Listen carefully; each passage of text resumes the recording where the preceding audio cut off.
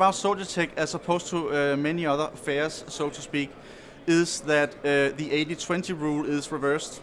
So that 80% of the people that are showing up here are relevant versus standard trade fairs, so to speak, where it is the opposite.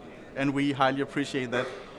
So far we have been here one day. I would say that it has already been paying off, so quite good.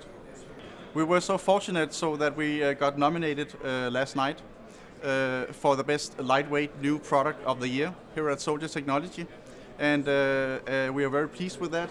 We think that's an encouragement for us in terms of doing even better products moving ahead, but obviously also an encouragement in terms of the fact that we do have a really unique and standout piece of equipment that can be used most likely by millions of infantry soldiers moving ahead.